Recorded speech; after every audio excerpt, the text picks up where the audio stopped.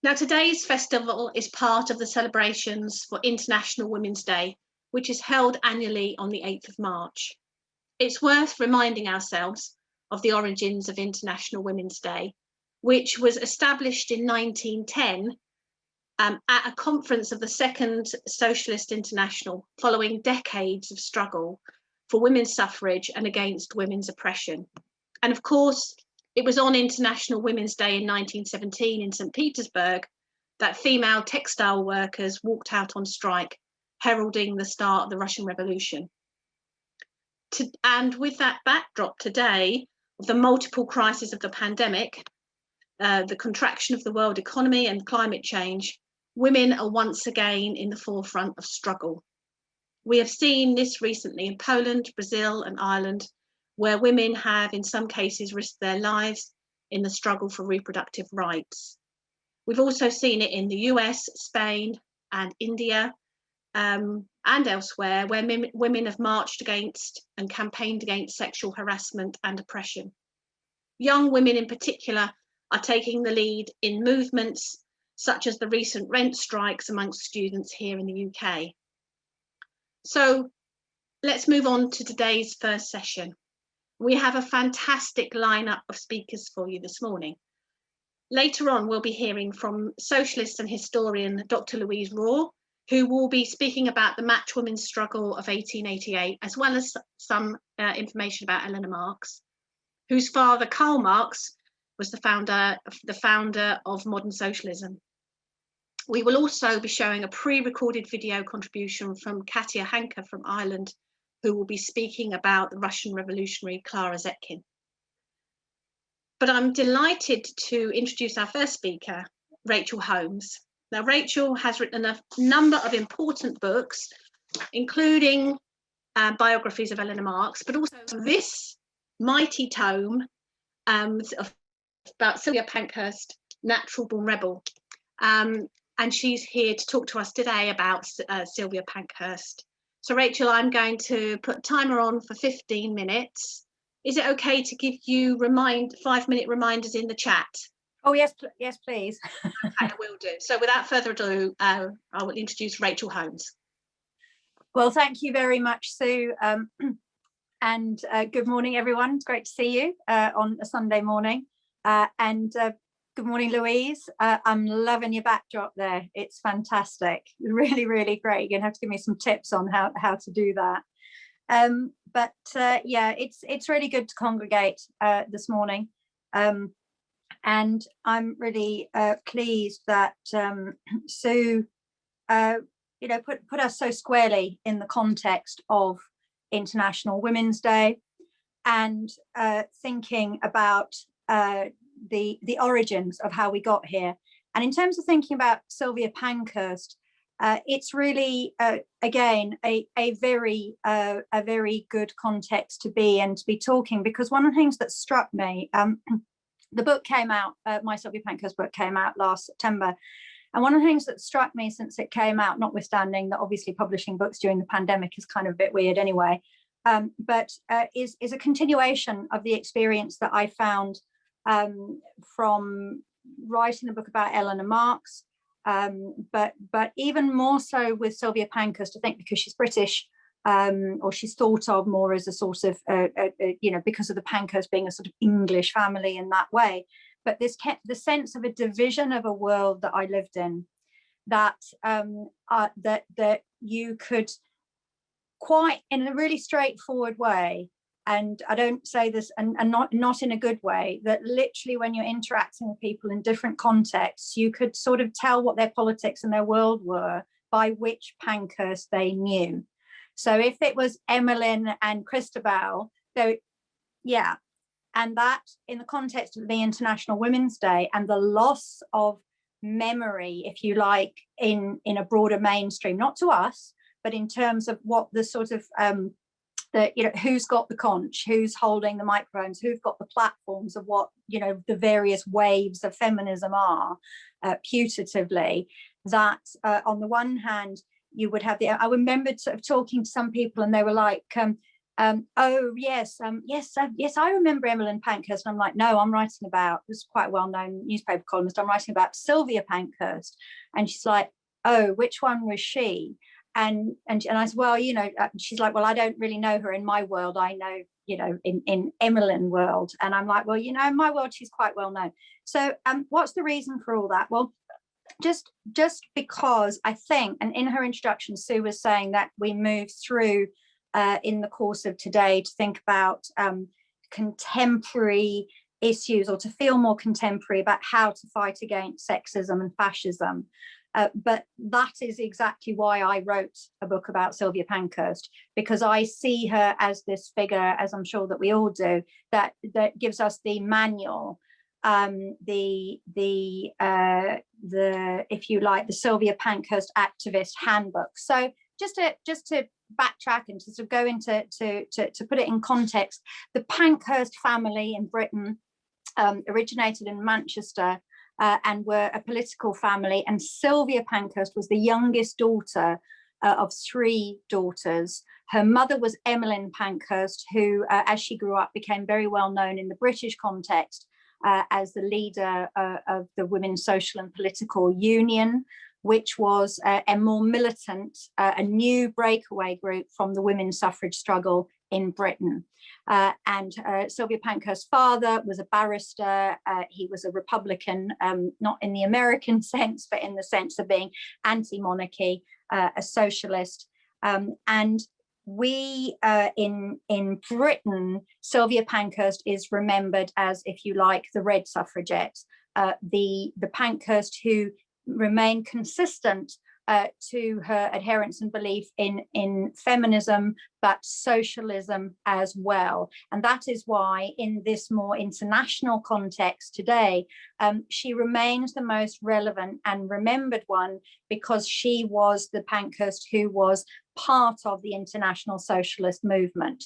And whilst she participated initially in the suffragette struggle, the struggle for votes for women in Britain, as her political career emerged and went on, and particularly in 1914, the break came when she opposed the First World War, and indeed, again, in an international context, really important to remember that this was because the British Labour Party and had switched its position, was upholding what was seen as a capitalist and xenophobic war, when, as we know, the international socialist movement was committed to opposing what was clearly a capitalist war, to put it simply, aimed at divide and rule of the workers.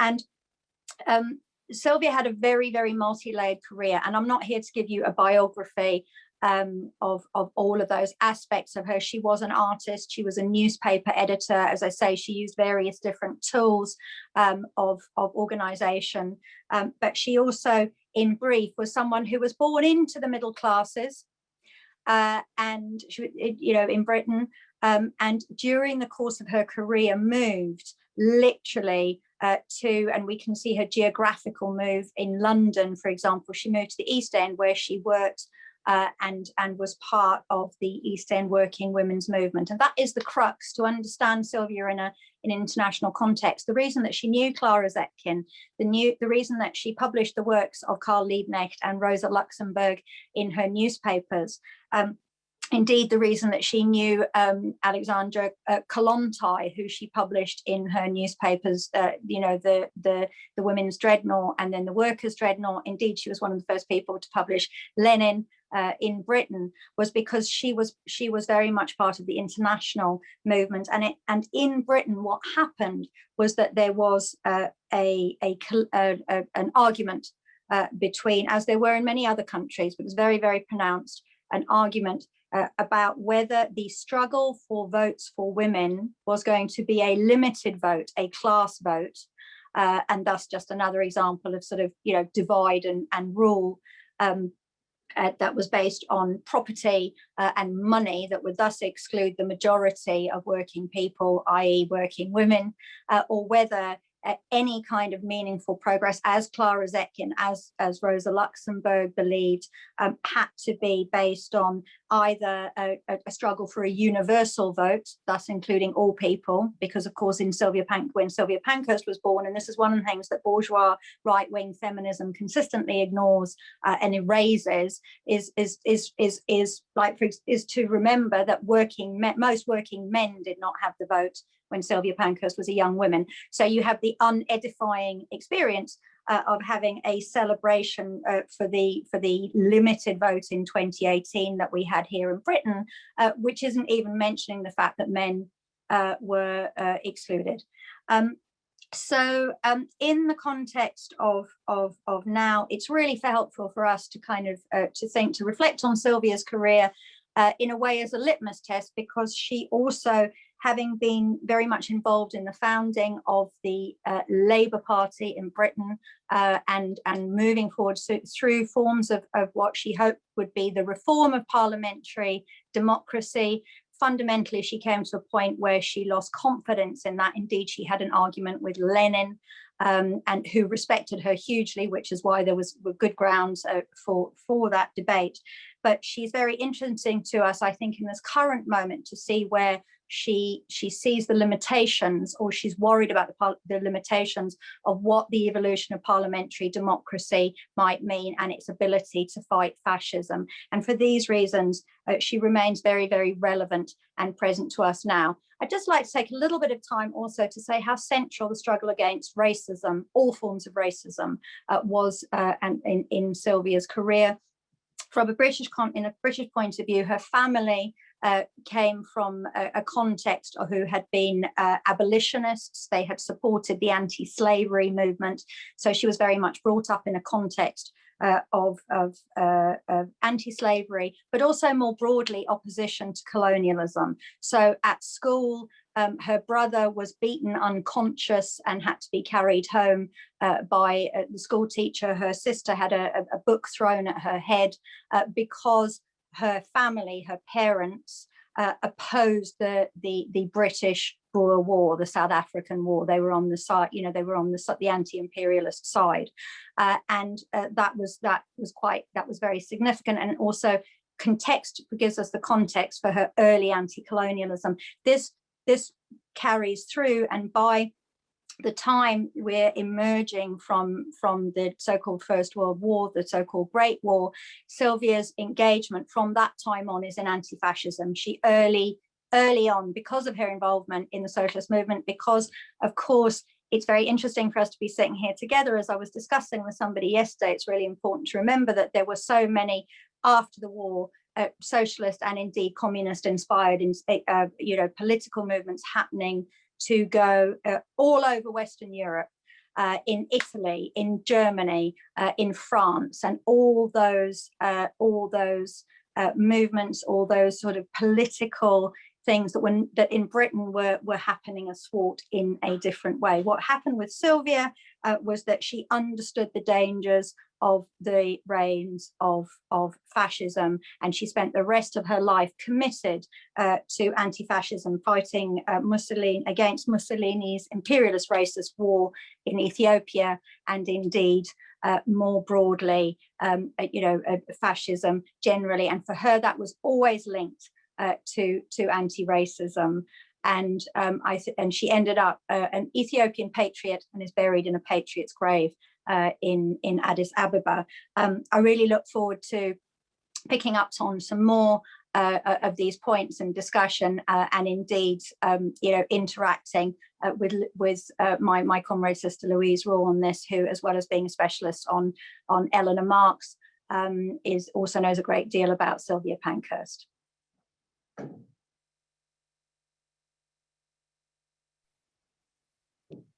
Thank you so much, Rachel. That was a really sort of rich introduction to a historical figure that actually, I think you're right. I think when we hear the name Pankhurst, Sylvia is not the first name that generally people will say. Much and I think we as socialists need to rehabilitate Sylvia and her legacy of fighting against all forms of oppression, sexism and racism. So thank you very much for being our first speaker today, and I'm sure everybody really enjoyed that contribution. Our second speaker is Dr. Louise Raw. Louise is a historian, as I said in the introduction, and a socialist. And this is a book that I know some people in Socialist Alternative are aware of. This is called Striking a Light, and it dispels many of the myths around the Bryant and May dispute in 1888, and a very important historical event that Louise has rehabilitated as an important historical event in the labour and trade union movement. So I'm sure Louise will give a really good account of this strike, of this struggle, and I think Louise is going to talk a little bit about Eleanor Marx, or bring Eleanor Marx into her contribution as well. So welcome, Louise. Louise, yeah, I'll give you 5 minutes in the chat, private message, okay? That's great. Thank you, Louise. Thank you. It's so wonderful to be here and to see you all. Thank you so much, Sue, for inviting me. How fantastic to hear Rachel. I am a super fan of both her and Sylvia Pankhurst, the only Pankhurst you need. She is the Pankhurst who does everything. She is anti-racist, anti-fascist, socialist. She's amazing. No other Pankhursts are really, other Pankhursts are available, as Rachel said, but not really required when we've got Sylvia. I am also a super stan of Eleanor Marx, as you rightly say. I am an Eleanor Marxist, if I am anything.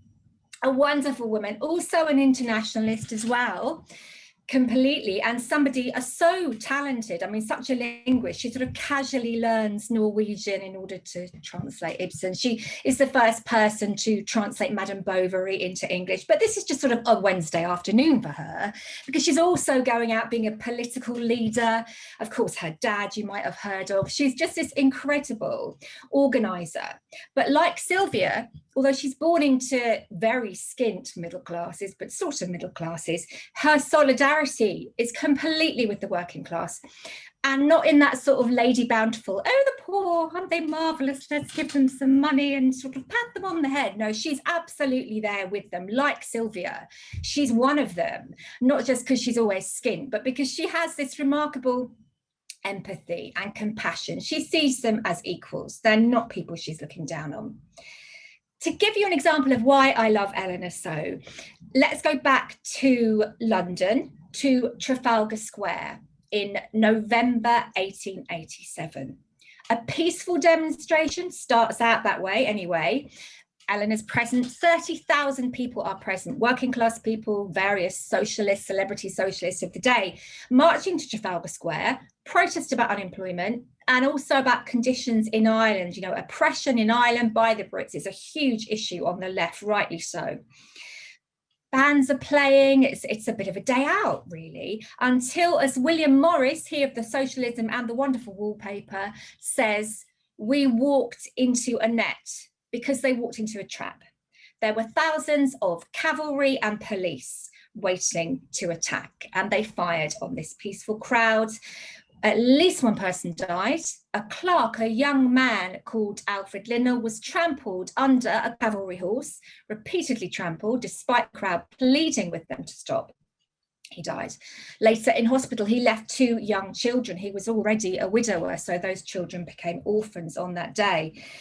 Now, not surprisingly, a lot of people in the crowd legged it, basically. I think I probably would have done, in the face of this just terrifying, like war. Somebody said, actually, Walter Crane, who drew this wonderful illustration behind me, said it was like being in a battle, except only one side was shooting. George Bernard Shaw, who was there, is really honest about the degree to which he absolutely sort of crapped himself and ran off, basically. He said, running hardly expresses our collective action. No, we skedaddled. They certainly did skedaddle. You know who didn't skedaddle? Eleanor Marx. No skedaddling for Eleanor. She's right in the middle of it. She's being beaten up by the police. Her hat gets battered. She's being whacked over the head by a police truncheon. Her clothes are torn. Is she skedaddling? No, she's leading people on. She's saying, come on, fight back. And she finds that it's women, young women fighting back, and working class people, Irish workmen and women, who are fighting back with her. So she's right in there with it. We're always told, you know, it's really the middle class socialists who have to lead everyone. Well, you know, they legged it off and went home. So it was Eleanor and the working people, men and women, who were in there. She also gave fantastic dating advice. You know, she's really multi-purpose. She said that if you're contemplating dating a man, assuming you're a young woman, though it works for men as well, there's one thing you should ask him to show you first. No, don't be rude. Don't be rude. Nothing filthy. You should ask him to show you his union card, and don't even consider dating him until you know that he's a good comrade and a good socialist. She's so involved in trade unions. She's an ally to the people organising from 1888, including the Brighton and May match women. These are the most looked down on, the most despised, the most utterly demonised section, even of the working classes, which the Victorians looked down on incredibly. We see it now, don't we? We see the so-called underclasses, despised, think Daily Mail. The whole of Victorian polite society is like the Daily Mail, really. And they're going, oh God, these ghastly poor people. They're poor because they like it, you know, they're doing it on purpose. And we're very eugenicist at this time. So we're saying, well, it's bad blood. That's why they're poor. Just stay away from them, basically try to breed them out. There's nothing you can do with these people. And a lot of trade unions are saying that too.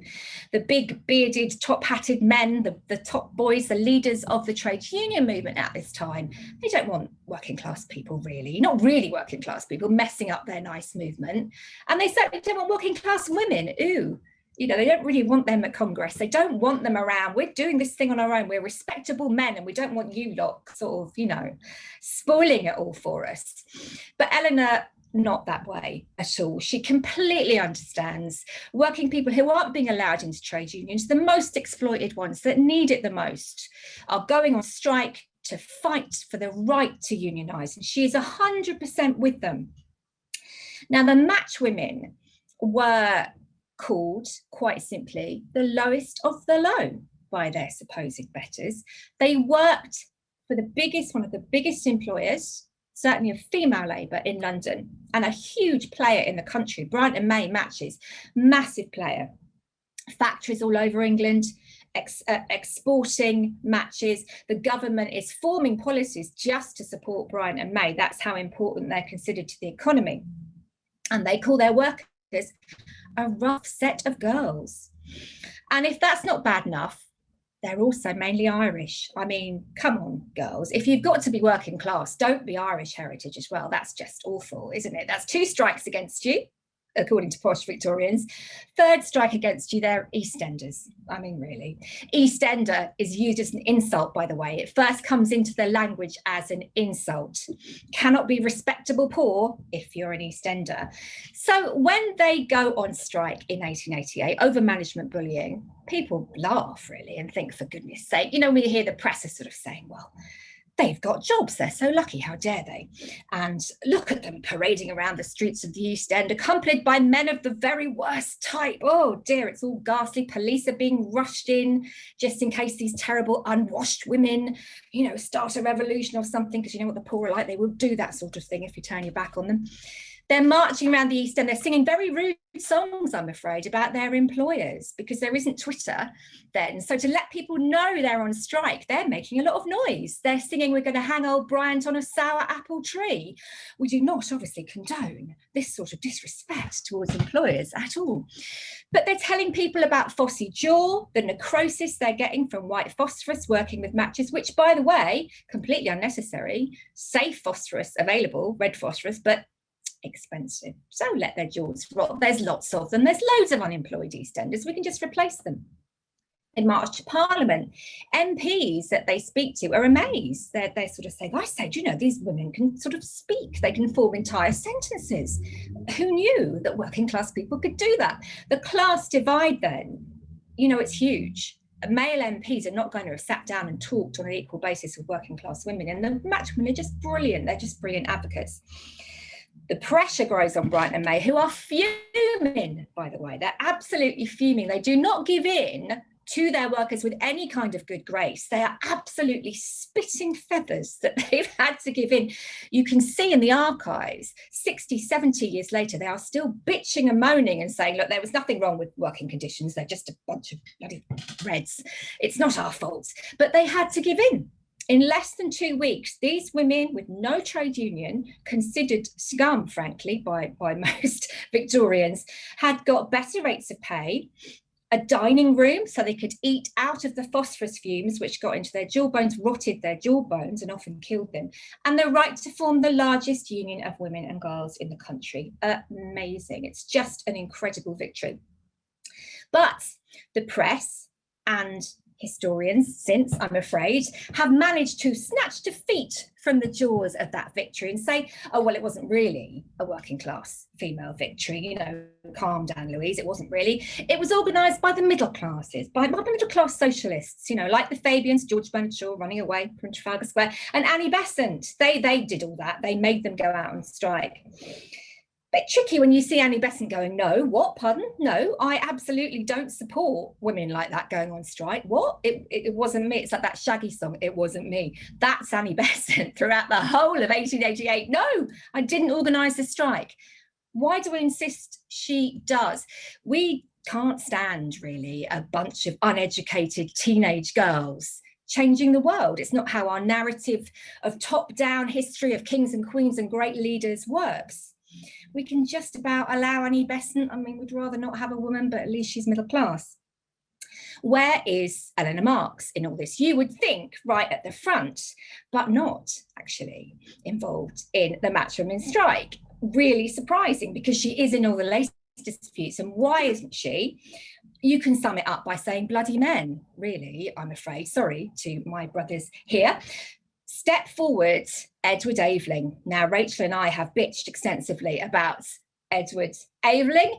The worst boyfriend, yes, exactly, boo. The worst boyfriend probably of the 19th century, or at least a strong contender for that. Absolute cad and bounder, absolute swine, con man, rips people off, blackmails people, seduces women left and right.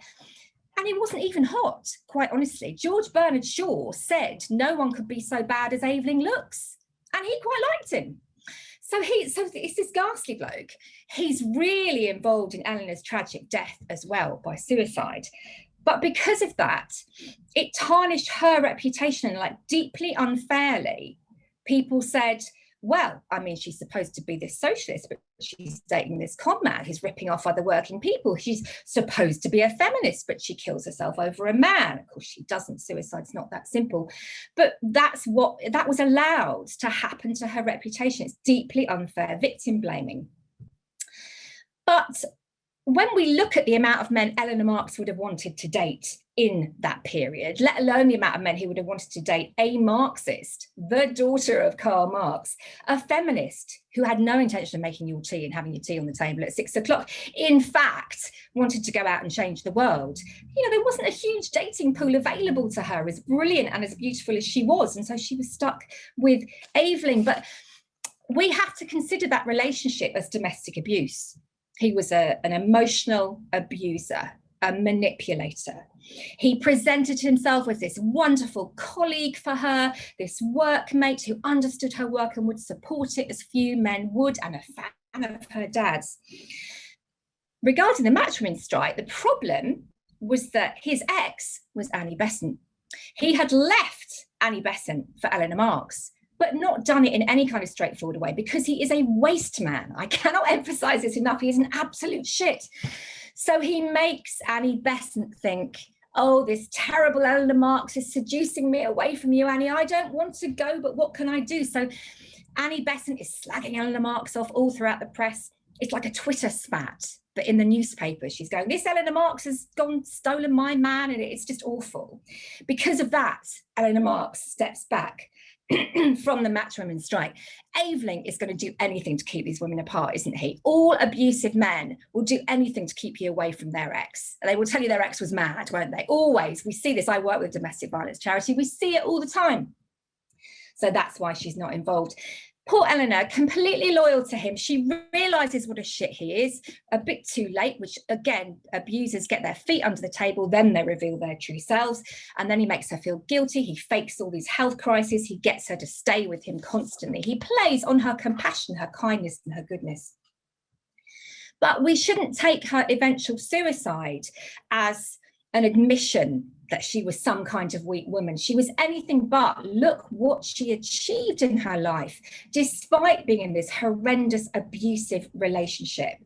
She told us, she would have said, if we said, well, you're not a feminist because of how you died, she would have said, look, I told you how hard life was for women.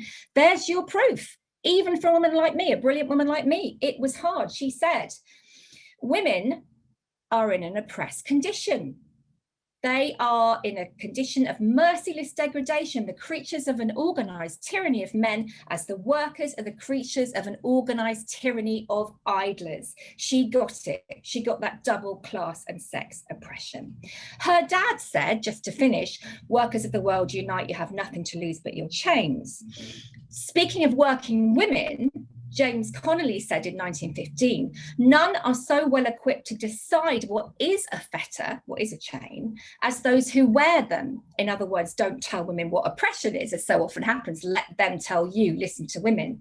The Match women and Eleanor Marx knew exactly what their chains were, and they have left behind a legacy of instructions and inspiration for us on how we can break ours. Thank you.